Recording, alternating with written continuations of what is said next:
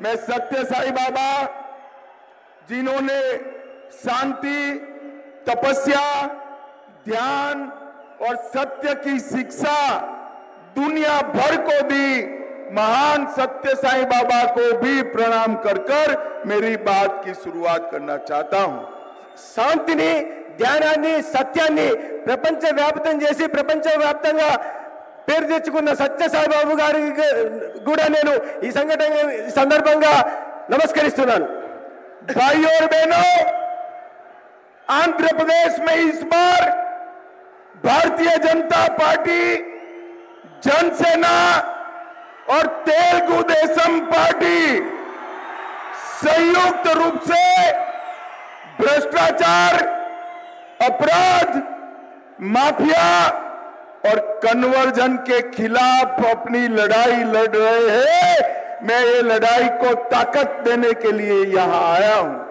మిత్రులారా, ఈ రాష్ట్రంలో అవినీతికి, అస్తవ్యస్తానికి, అరాచకానికి, కన్వర్షన్లకి అంటే మత మార్పిడిలకి పాల్పడుతున్న ప్రభుత్వానికి వ్యతిరేకంగా పోరాటానికి తెలుగుదేశం, జనసేన, బీజేపీ ఏకమై పోరాడుతున్నాయి।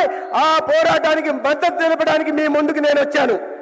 भाइयों और बहनों, देश भर में चुनाव चल रहा है, लोकसभा का चुनाव चल रहा है। आंध्र प्रदेश में लोकसभा और विधानसभा दोनों का चुनाव चल रहा है। మిత్రులారా, దేశమంతా లోక్సభకి ఎన్నికలు జరుగుతున్నాయి, కానీ ఆంధ్రప్రదేశ్లో లోక్సభతో పాటు అసెంబ్లీకి కూడా ఎన్నికలు జరుగుతున్నాయి। पूरा अनुवाद करो यार, देश में लोकसभा का चल रहा है, बोलो तुम, बोलो बोलो। बताया सर, దేశవ్యాప్తంగా లోక్సభ ఎన్నికలు జరుగుతున్నాయి, ఆంధ్రప్రదేశ్లో లోక్సభతో పాటు అసెంబ్లీ కూడా జరుగుతున్నాయి। पूरा दिया क्या सर? लोकसभा के 2 फेज का चुनाव समाप्त हो चुका है। లోక్సభ 2 ఫేజ్ల ఎన్నికలు పూర్తయ్యాయి। 2 फेज में मोदी जी सेंचुरी लगाकर बहुत आगे निकल चुके हैं। ఇప్పటిదాకా జరిగిన 2 విడతల ఎన్నికల్లో నరేంద్ర మోడీ గారు సెంచరీ ఇప్పటికే కొట్టేసి చాలా ముందుగా వెళ్ళున్నారు। और तीसरे फेज में 400 पार की ओर आगे बढ़ने वाले हैं। ఇక 3వ విడత ఎన్నికల్లో 400 సంఖ్యను దాటి ముందుకు వెళ్లే పరిస్థితుల్లో ఉన్నారు।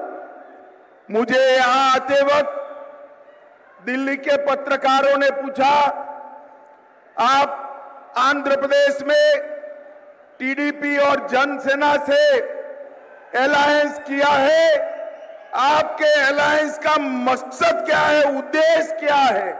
నన్ను ఢిల్లీలో పత్రికారులు అడిగారు, పత్రికా మిత్రులు, మీరు ఆంధ్రప్రదేశ్లో టీడీపీతో, జనసేనతో ఇదిపై పొత్తు పెట్టుకున్నారు, ఆ పొత్తు వెనుక ప్రధాన కారణం ఏంటని వారు అడిగారు।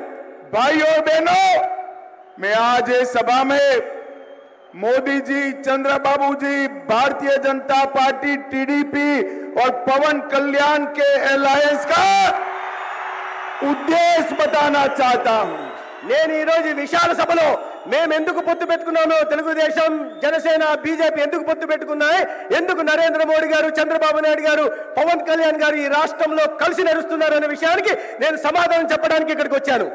हम अपराध को आंध्र प्रदेश से एक गुंडागर्दी और अपराध को समाप्त करने के लिए अलायंस किए हैं।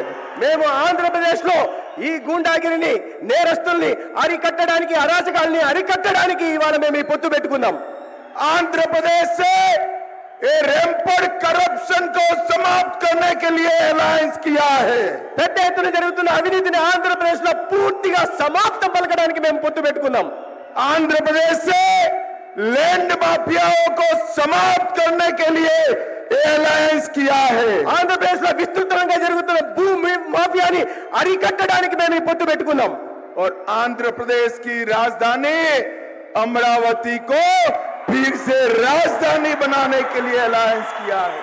ఆంధ్రప్రదేశ్ ఒక రాజధాని అమరావతిని మళ్ళీ రాజధానిగా ఆంధ్రప్రదేశ్కి పునఃస్థాపితం చేయడం కోసం మేము పొత్తు పెట్టుకున్నాం। भगवान तिरुपति बालाजी की पवित्रता को फिर से प्रस्तापित करने के लिए अलायंस किया है। ఏడుకొండలవాడు వెంకటేశ్వర స్వామి పవిత్రతను మళ్ళీ కాపాడడం కోసం ఈ మేము పొత్తు పెట్టుకున్నాం।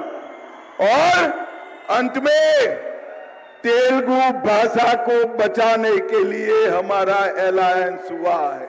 చివరికి ఉన్నతమైన ఉత్కృష్టమైన తెలుగు భాషను పరిరక్షించడానికి మేము పొత్తు పెట్టుకున్నాం.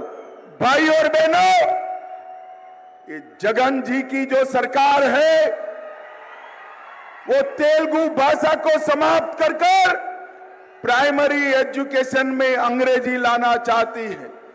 जगन बाबू कान खोलकर सुन लो, जब तक भारतीय जनता पार्टी है हम तेलुगु भाषा को समाप्त नहीं होने देंगे. ఈ రాష్ట్రంలో ముఖ్యమంత్రిగా ఉన్న జగన్మోహన్ రెడ్డి గారు తెలుగు భాషను సమాప్తం చేసి ప్రాథమిక పాఠశాలలో ఇంగ్లీష్ మాధ్యమాన్ని ప్రవేశపెట్టాలని చూస్తున్నారు. జగన్మోహన్ రెడ్డి ఈ సభ నుంచి నేను చెప్తున్నాను, చెవులు రిక్కించి విను. భారతీయ జనతా పార్టీ ఉన్నంత వరకు తెలుగు భాషను సమాప్తం చేయగలిగిన దమ్ము ఎవరికి లేదు.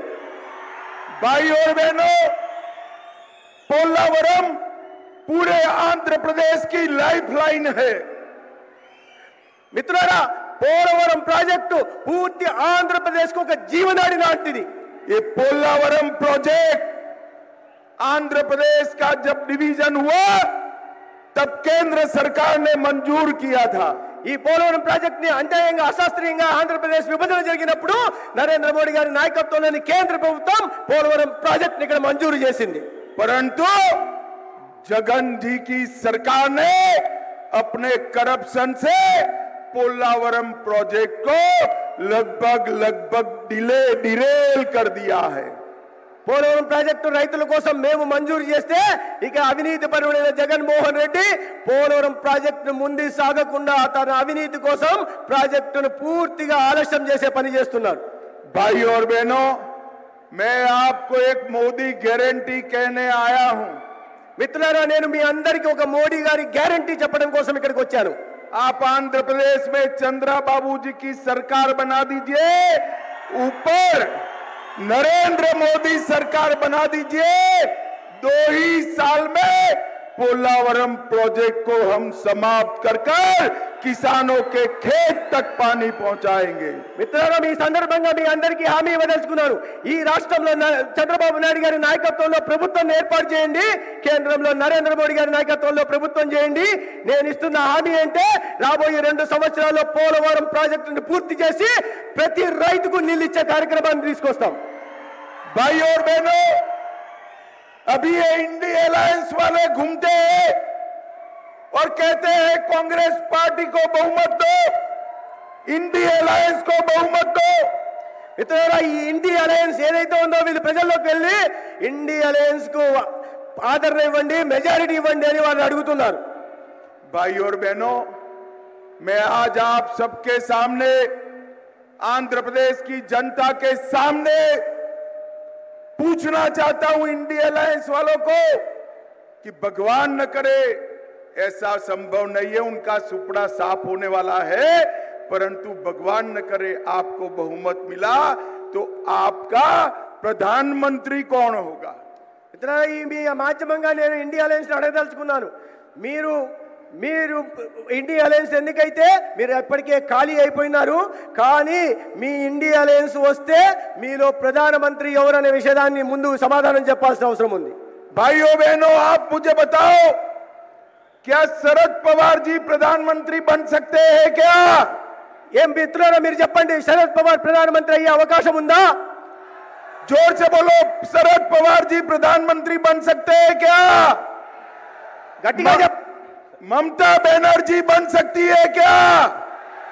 स्टालिन बन सकते हैं क्या? उद्धव ठाकरे बन सकते हैं क्या? अब मैं एक नाम और बोलने जाता हूं, हंसना मत भाइयों, जरा भी मत हंसना. मैं एक और नाम बोलने जाता हूं, राहुल बाबा बन सकते हैं क्या? भाई और बहनों, इनके साथ प्रधानमंत्री पद का कोई कैंडिडेट ही नहीं है. मैं आज बताकर जाता हूं, पूरे देश ने तय किया है कि तीसरी बार मोदी जी को देश का प्रधानमंत्री बनाना है. మిత్రులారా, నేను కొన్ని పేర్లు చెప్పాను. శరద్ పవార్ గారి, మమతా బెనర్జీ గారి అవుతారా అని నేను ప్రశ్నించాను. కానీ ఇంకోటి అడుగుతున్నాను, మీరు అందరూ నవ్వవద్దు.